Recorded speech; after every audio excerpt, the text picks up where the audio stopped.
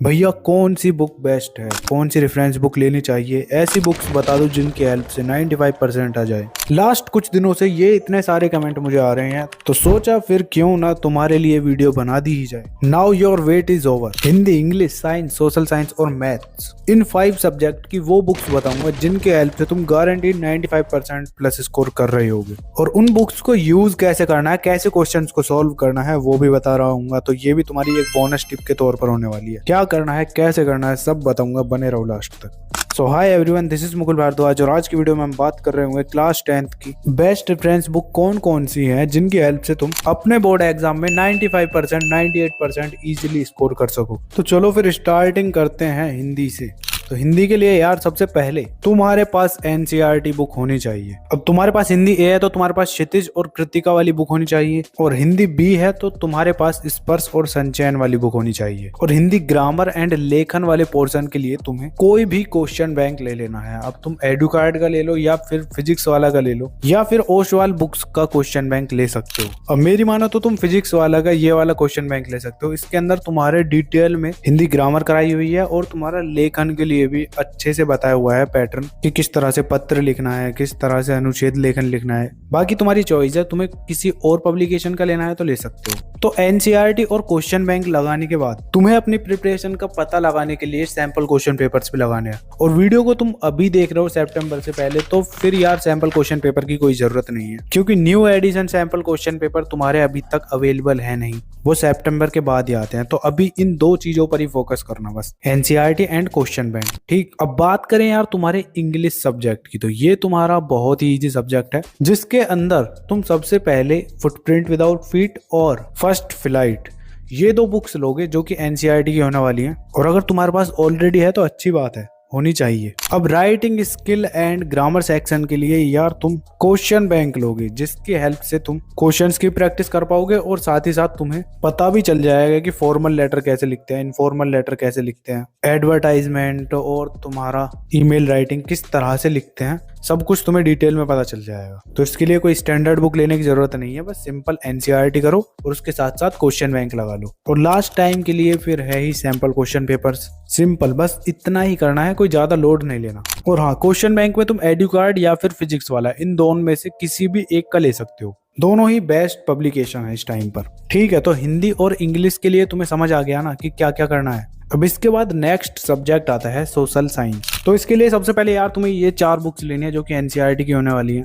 First तुम्हारी history की है, सेकंड तुम्हारी जियोग्राफी की, थर्ड तुम्हारी पॉलिटिकल साइंस और फोर्थ है इकोनॉमिक्स की। तो समझ गए ना, सबसे पहले एनसीईआरटी, क्योंकि एनसीईआरटी को लगा लेते हो ना तो तुम्हारे 70 से 80 मार्क्स तो इजीली ऐसे ही आ जाएंगे। अब लास्ट के बचे हुए 20% कैसे इंक्रीज करने हैं तो आओ बताता हूँ। तो यार उसके लिए सोशल साइंस में तुम ले रहे होगे एग्जाम आइडिया वाली बुक को, जिसके अंदर तुम्हें चैप्टर्स की समरी मिलेंगी प्लस क्वेश्चंस की प्रैक्टिस करने के लिए क्वेश्चंस मिलने वाले हैं। ये one of the best reference book है तुम्हारी सोशल साइंस के लिए एनसीईआरटी के बाद। ये तुम्हारे मार्क्स इंक्रीज करा के दे रही होगी। वैसे तो तुम एसएसटी के अंदर एनसीईआरटी और एग्जाम आइडिया को लगा लेते हो ना, लेकिन तुम्हारे पास टाइम बहुत है अभी, तो तुम एक्स्ट्रा प्रैक्टिस के लिए क्वेश्चन बैंक भी ले सकते हो। और क्वेश्चन बैंक तुम्हें वो लेना है जिसके अंदर तुम्हारे 50% कॉम्पिटेंसी बेस्ड क्वेश्चंस हो और साथ ही साथ उसके अंदर प्रीवियस ईयर क्वेश्चंस हो। और ये दोनों चीजें तुम्हें फिजिक्स वाला और एडुकार्ड क्वेश्चन बैंक के अंदर इजीली मिल जाएंगी। और हाँ, ये कोई स्पॉन्सर्ड वीडियो नहीं है या प्रमोशन वाली कोई वीडियो नहीं है, ये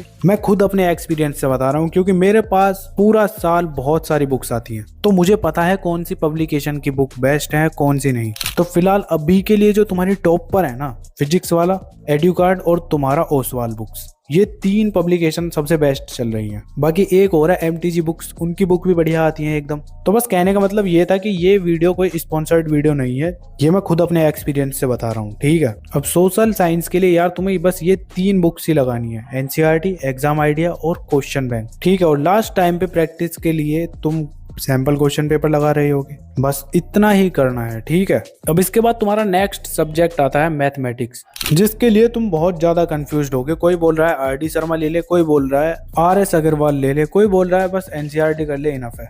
हो रहा है ना तुम्हारे साथ ऐसा? हो रहा है तो कमेंट करके बता दो। तो तुम्हारी ये कंफ्यूजन दूर करने के लिए मैं हूं ना, मैं क्यों बैठा हूं यहाँ पे। तो चलो आओ बताता हूँ। तो सबसे पहले यार तुम्हें अपने बेस क्लियर करने के लिए एनसीईआरटी करनी ही करनी है। तो एनसीईआरटी के जो तुम्हारी ये बुक है ना, इसको गलती से भी स्किप मत कर देना, बिकॉज मैंने तुम्हें ऑलरेडी बता दिया है 70 से 80% क्वेश्चन तुम्हारे यहीं से आते हैं, बस उनकी थोड़ी लैंग्वेज चेंज कर देते हैं, वरना क्वेश्चन यहीं के होते हैं वो। तो एनसीईआरटी तुम्हारा बेस है, इसके हर एग्जाम्पल और एक्सरसाइज के क्वेश्चन करना तुम्हारे लिए मैंडेटरी है। अब बेस क्लियर करने के बाद एडवांस लेवल पर जाना है ना, तो इन दो बुक्स में से कोई सी एक बुक उठाओ, आर.डी. शर्मा या फिर आर.एस. अग्रवाल। दोनों बुक एक साथ नहीं कर सकते तुम, बिकॉज इतना टाइम भी नहीं है तुम्हारे पास। अब दोनों बुक्स में से कौन सी लगानी है, कौन सी तुम्हारे लिए बेस्ट है, और उसकी कंफ्यूजन दूर करता हूँ। तो देखो, अगर तुम्हें डिटेल में कॉन्सेप्ट समझना है, तुम आगे चल के IIT जेईई या फिर कोई भी कॉम्पिटेटिव एग्जाम की तैयारी करने वाले हो, तो तुम्हारे लिए आर.डी. शर्मा बेस्ट होने वाली है, बिकॉज इसमें तुम्हारे कॉन्सेप्ट अच्छे से क्लियर करा रखे होंगे, specially algebra, trigonometry and statistics के।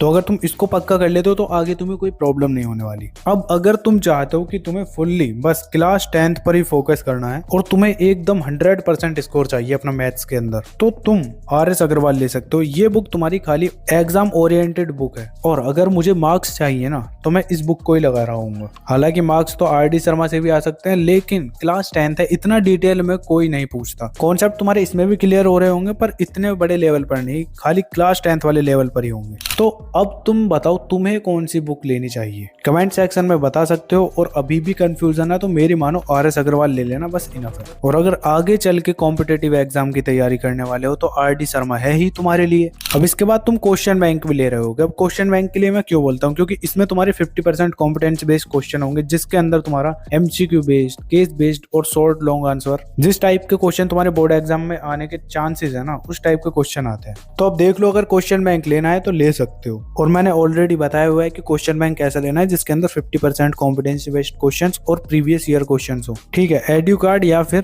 फिजिक्स वाला में से, दोनों में से कोई सा भी क्वेश्चन बैंक ले लेना, एक जहां से तुम्हें थोड़ा बहुत सस्ता दिखे वहां से ले लो। और हाँ, ये जरूर चेक कर लेना कि 2026 के लिए है, कभी सस्ते के चक्कर में लास्ट ईयर का उठा लो। ठीक है, इतना हो जाता है तो फिर लास्ट टाइम पर सैंपल क्वेश्चन पेपर लगा लेना प्रैक्टिस के लिए। और ठीक है, समझ गए ना क्या करना है मैथ्स के लिए। सबसे पहले एनसीईआरटी, उसके बाद आर.डी. शर्मा या आर.एस. अग्रवाल। तुमने ऑलरेडी चूज कर लिया होगा, मैंने बता दिया है कि तुम्हारी सिचुएशन के हिसाब से कौन सी बुक लेनी चाहिए। ठीक है, question bank and sample question paper ये लगाने हैं बस। अब तुम्हारा लास्ट सब्जेक्ट बचता है साइंस। ठीक है, तो साइंस के अंदर तुम सबसे पहले एनसीईआरटी को उठाओगे, एनसीईआरटी को लाइन बाय लाइन पढ़ोगे, डायग्राम को समझोगे, न्यूमेरिकल प्रैक्टिस करोगे, क्योंकि एनसीईआरटी तुम्हारा ब्रह्मास्त्र है। अगर तुमने इसे इग्नोर कर दिया तो तुम्हारे मार्क्स खत्म हो जाएंगे, समझ लो। तो करना क्या है, सबसे पहले इसी को पकड़ो और इसी को पढ़ो। अब होगा क्या कि जब तुम एनसीईआरटी को पढ़ने बैठोगे ना, तो उसकी लैंग्वेज इतनी टफ है ना, तो तुम्हें थोड़ा समझने में डिफिकल्टी फेस करनी पड़ेगी। तो उसके लिए यार तुम सेकंड बुक ले सकते हो, एस चंद्र। ये बुक तुम्हारी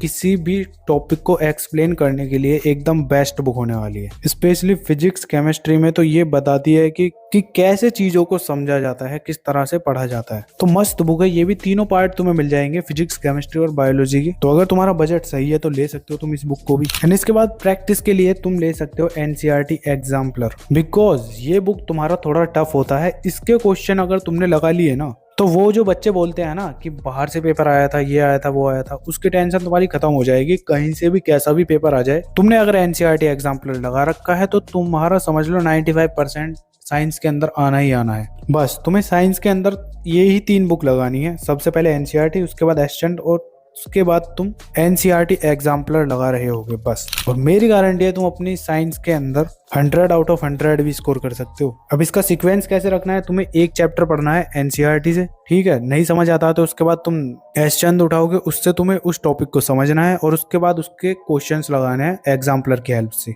बस इस तरह से करना है। अब वीडियो पर अभी तक बने हुए हो ना, तो तुम्हें एक बोनस टिप दूं। देखो, अगर तुम्हें ये ज्यादा लग रही है ना बुक कि इतना टाइम तो मेरे पास नहीं होने का कि मैं इन सभी बुक्स को लगा लूं, या फिर मेरे पास इतने पैसे नहीं है कि मैं इन सभी बुक्स को मंगा सकता हूं, तो टेंशन बिल्कुल भी मत लो। तुम्हें पता है क्या करना है, तुम्हें बस अपने लेक्चर्स पर फोकस करना है, उसके साथ साथ एनसीईआरटी को पढ़ते रहना है, उसके क्वेश्चन सोल्व करते रहना है, एंड साथ ही साथ previous year questions and sample question papers. बस इन 4 चीजों को कर लेना, तब भी तुम अपने बोर्ड एग्जाम में इजीली 90% प्लस स्कोर कर रहे होगे। बिकॉज 1-2 बच्चे का फीडबैक तो मैं लेता नहीं हूँ, इतने सारे बच्चे हैं, सभी का एक्सपीरियंस शेयर कर रहा हूँ मैं तुम्हें। ठीक है, बोनस टिप में यही था। अब तुम्हें नेक्स्ट वीडियो किस टॉपिक के लिए चाहिए उसके लिए भी कमेंट कर देना, और ये वीडियो कैसा लगा वो भी बता देना। इस वीडियो को अपने दोस्तों के साथ शेयर कर दो स्कूल ट्यूशन के ग्रुप में। और हाँ, ये वीडियो तुम्हें अपनी स्क्रीन पर शो हो रही होंगी, अगर टाइम है तो देख लेना। बाकी चलो फिर मिलते हैं नेक्स्ट वीडियो में, तब तक के लिए keep learning, keep studying and keep smiling.